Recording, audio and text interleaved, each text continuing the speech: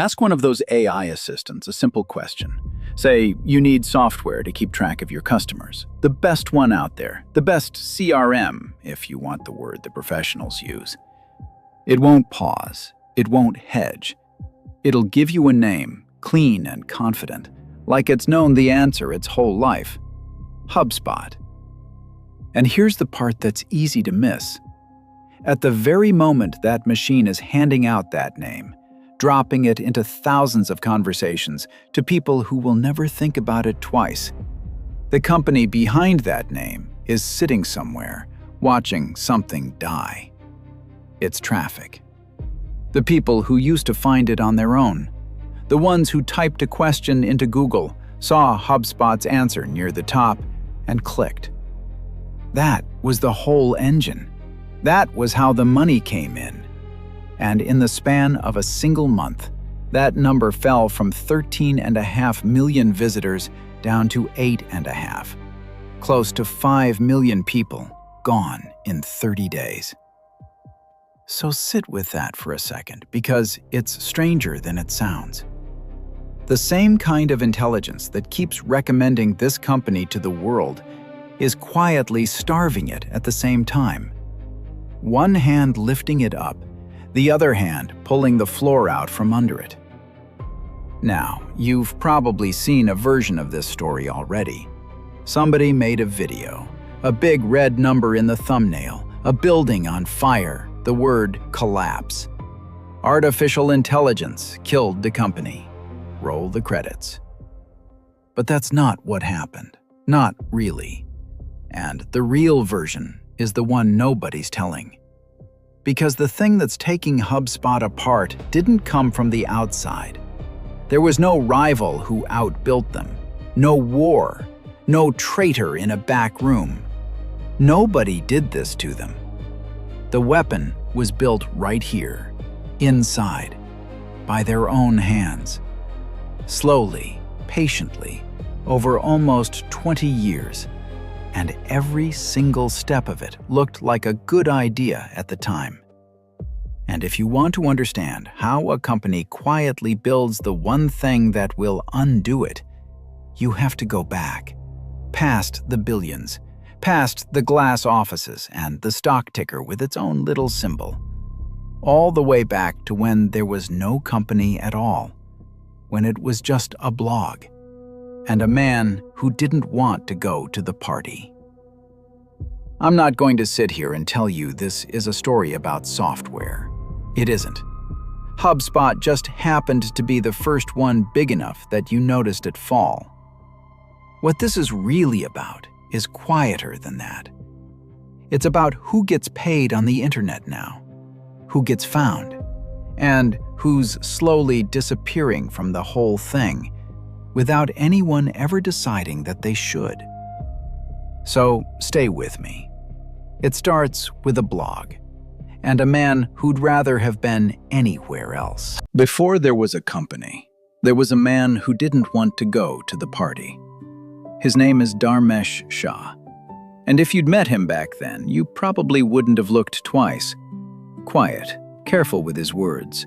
The kind of man who stands near the door at a room full of people and counts the minutes until he can leave. He was at MIT, and at a place like that, there's a certain kind of evening you're supposed to want. The networking night. A room full of ambitious people, shaking hands, trading business cards, working the crowd. That was how you were supposed to build something. You show up, you sell yourself, you interrupt strangers until one of them says yes. Dharmesh hated it, all of it. So he did something small, something that, at the time, meant nothing. Instead of going to that room and working the crowd, he went home, and he started a blog. No plan, no team, no money behind it. Just a man writing down what he actually thought about business a few times a week in plain language. Saying true things, asking nothing back. And people came. Not a handful, not a few hundred. Over time, that quiet little blog he'd started just to avoid talking to people pulled in 350,000 of them. 350,000 readers who found him on their own, because he'd said something worth reading. Growth hackers. Sit with how strange that is for a second. He'd skipped the room. He'd skipped the handshakes, the pitch, the whole tired dance of chasing people down. And he'd reached more of them than any room could ever hold. By doing the opposite, by staying home, by being useful, by letting them come to him. That's the seed, right there. Everything that comes after grows out of that one quiet idea. Around that same time, he met a man who was almost his opposite, Brian Halligan. Where Dharmesh was quiet, Brian could work any room in the building. But Brian had been watching the same thing happen from the other side. He'd watched the old way of selling stop working, the cold calls going to voicemail, the ads people had learned to look right past, the interruptions everyone had quietly agreed to ignore. And the two of them said out loud what they were both starting to see. People didn't want to be chased anymore. When they wanted something, they went and looked for it themselves, on Google, on blogs, and decided on their own. StackSync. So the game wasn't to interrupt them. The game was to be the answer they found when they went looking. They gave it a name, inbound marketing, 2 words that would end up on the walls of companies in every country on Earth. StackSync. In 2006, they turned it into a business, and it began the way most things begin, small and easy to miss. 3 customers, that's how it started. 3. Empire Solutions. But understand what they were really selling. It was never just software. Software was the tool. What they were handing the world was a belief, a way of existing on the internet. Stop shouting, start helping. Write the thing people are already searching for, and they'll find you, and they'll trust you, and eventually they'll pay you. And then they went further.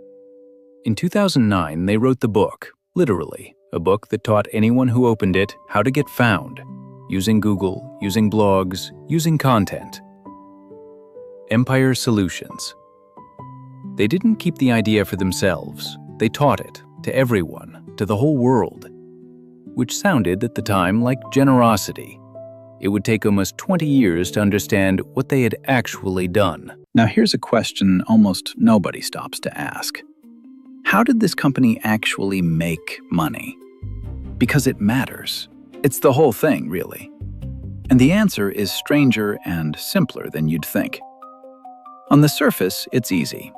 HubSpot sells software. You pay them every month to use it, the way you pay for your phone or the thing you stream your shows on. Month after month. The money comes in quiet and steady, and it doesn't stop. That's a good business. That part you can see. But that's not the secret. That's not the part that made them rich. The secret is what it cost them to find you in the first place. Think about how most companies get a customer. They pay for it. They buy the ad.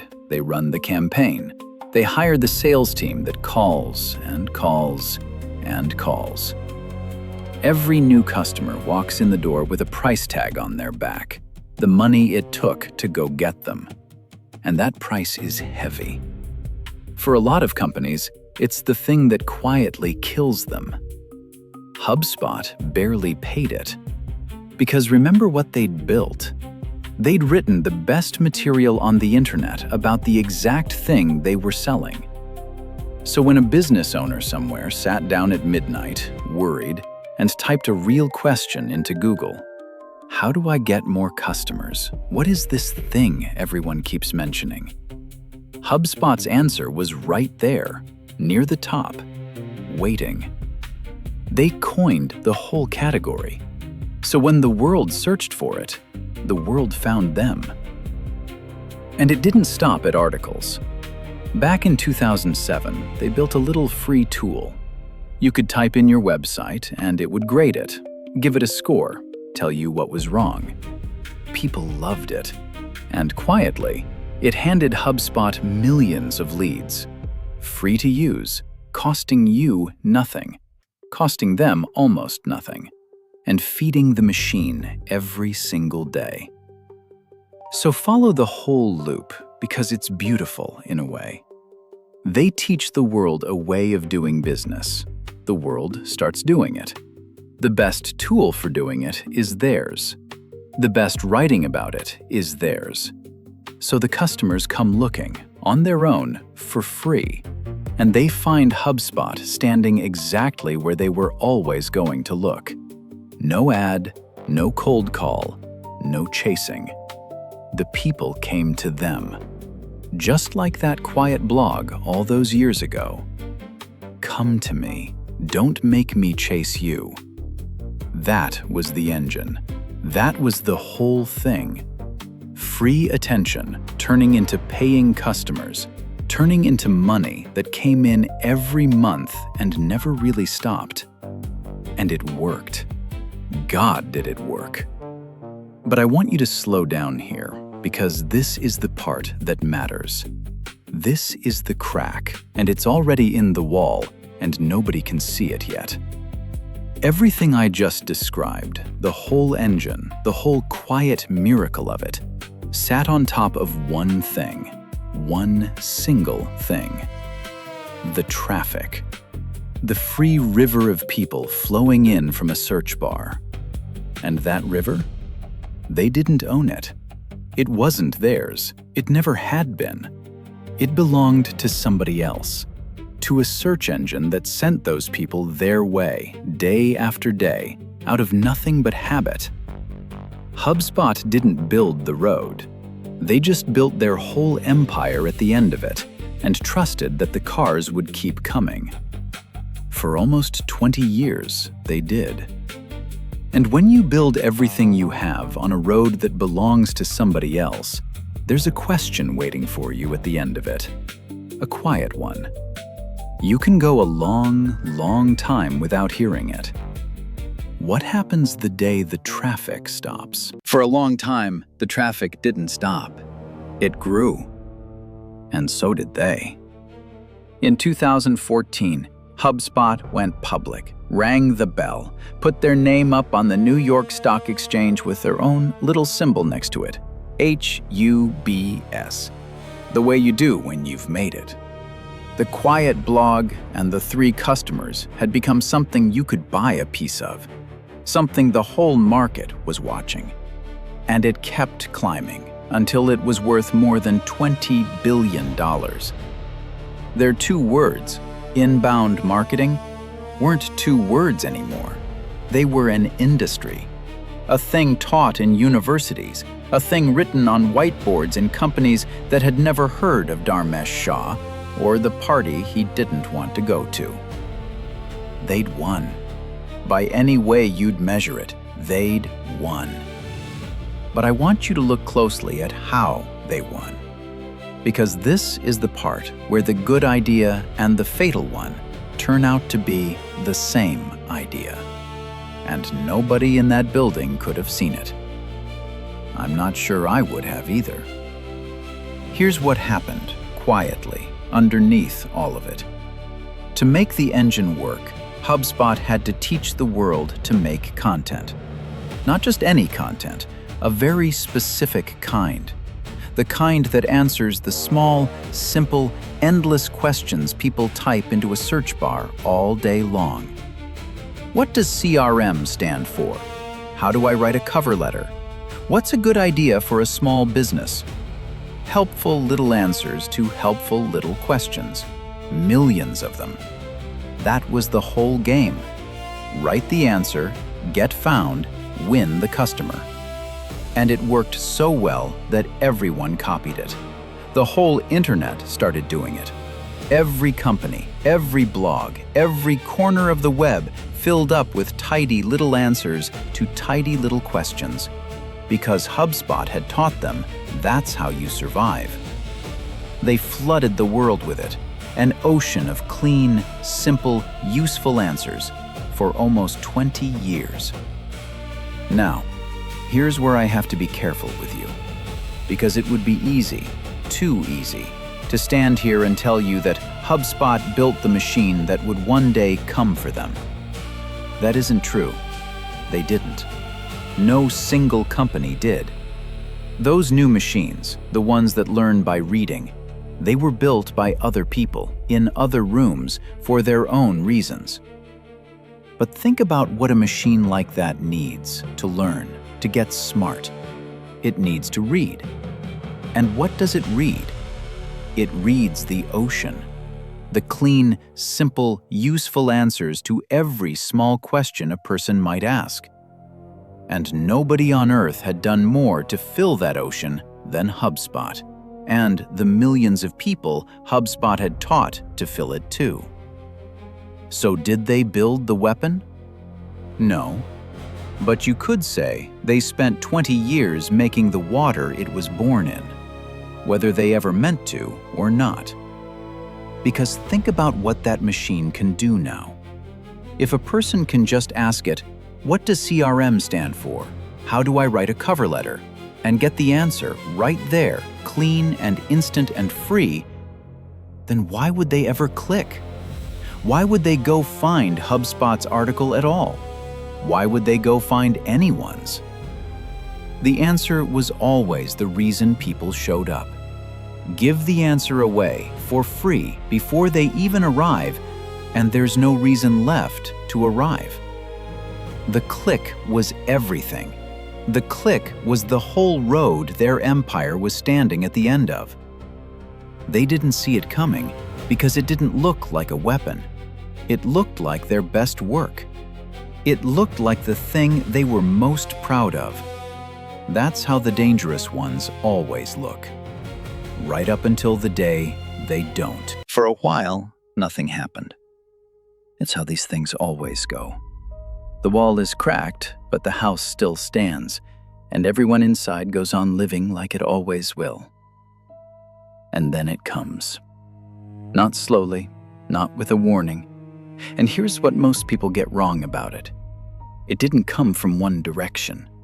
It came from two, at almost the same time, and together they were more than any company could have braced for.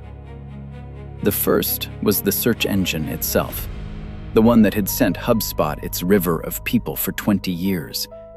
It quietly changed its own rules. It decided it liked other things now, forums, real people talking, messy human conversations. And it started pushing the tidy, polished company answers down the page, the exact kind of answer HubSpot had built its whole life on. Just like that, worth less than it was the day before. And the second was the machines, the ones people were beginning to talk to instead of searching. You didn't type a question and get a list of blue links anymore. You asked, and something answered, right there in plain words, like a person would. And the search engine started doing the same thing at the top of its own page, putting the answer up there, above everything, above every article that had spent years earning its spot. Now watch what that does. When that answer sits at the top of the page, the clicks on everything below it fall by 30, 40, 50, sometimes 60%. The question gets answered, and the person just closes the tab. They got what they came for. They never went in. And it got bigger than that, much bigger. By this point, more than 65% of all searches end without a single click. Nobody goes anywhere. The answer's already there. And on the newest version of it, the one that talks back like a conversation, the estimates say 94% of the time, nobody clicks on anything at all. Two forces, the old road narrowing and a new machine giving away the destination for free. And a company standing right where they'd always stood, waiting for people who weren't coming anymore. Remember that number from the very beginning? Go back to it now, because now you understand it. 13.5 million people a month coming to find them. And then, in the space of a single month, 8.5 million. 5 million people gone. Not lost to a competitor, not stolen, just no longer arriving. because they got their answer before they ever left the search bar, before HubSpot ever got the chance to be found. The road they'd built their whole empire at the end of just quietly closed. And the market saw it. Of course it saw it. In a single day, the stock fell 19%. The people whose job it is to bet on the future looked at HubSpot and lowered their bets. Firms that had believed in it for years quietly stepped back. And here's the part that's hard to sit with. The thing that hurt them most wasn't done to them by an enemy. It grew out of their own best work. The free content, the ocean of simple answers, that was the water the new machines learned to swim in. HubSpot and everyone they'd taught had spent 20 years making the world's questions easy to answer without them. The very thing that made them rich is the thing that came back and emptied the room. That's the whole tragedy right there. Not that someone beat them, that the machine which emptied their house was fed, in part, by the very ocean they'd been so proud to fill. So there it is. The empire that taught the internet how to exist, hollowed out by the internet it helped shape. The blog, the 3 customers, the $20 billion, the little symbol on the exchange, all of it undone by its own best idea. The end. Except it isn't. Because something happened next that nobody expected. Something that makes this whole story stranger than a simple death. And once you see it, you can't unsee it. HubSpot didn't die. It didn't die. That's the part that stops you. Everything you just heard, the river drying up, 5 million people gone, the stock falling in a single day, all of it is true. And you'd think, at the end of a story like that, you'd be looking at a company on its knees. You're not. While all of that was happening, HubSpot's money went up. Not down, up. Their revenue grew 23% to $881 million in a single quarter. They didn't lose customers, they gained them, climbing toward 300,000 of them. And they told the world to expect even more. Read that back slowly because it doesn't make sense yet. The traffic collapsed, the money grew. The thing everyone thought was the whole engine fell apart and the company got bigger anyway. How? Go back to that AI, the one from the very beginning of this, the one that answers when you ask it for the best software to keep track of your customers. Remember what it says? It says HubSpot. The machine that stopped people from clicking their way in, that same machine now hands out their name for free. HubSpot leads the whole category in how often the AI recommends it. More than a third of the time in their world, when the machine names a name, it's theirs. Ask most of these systems for the best CRM, and HubSpot comes up in nearly every answer. Sit with that. The thing that took the river away turned around and became the river. The people don't come the old way anymore. They don't wander in from a search. Now the machine just tells them where to go, and it keeps saying the same name. Go there. Go to HubSpot. And now I want you to remember that quiet man from the beginning, Dharmesh, the one who didn't want to go to the party, who stayed home and wrote and let the people come to him instead of chasing them down. Look at what he built, all the way at the end of it. A world where you don't chase anyone anymore, where you don't even go to the party. You just say something true, and you wait, and the machine, this strange new thing in the middle of everything, walks the people to your door and says, "Here, this one. This is the one you want." He spent his whole life trying not to have to sell himself in a crowded room, and he built a company that, in the end, doesn't have to. The introvert's dream, taken further than he could ever have dreamed it. The machine does the talking now, and for now, it's saying his name. But here's the second turn, the one that's almost too strange to believe. Go read HubSpot's own blog today, the famous one, the one that helped fill the ocean.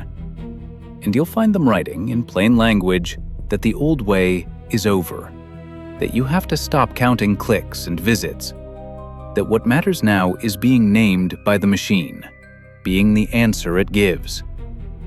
The company that spent 20 years teaching the world to win the click is now teaching the world to let it go. Writing the guide to the flood they helped pour. So what do you do with a story like this? Is it genius? A company so good at reading the wind that it turned the very thing killing it into the thing that saves it? Or is it something quieter and colder and harder to sit with?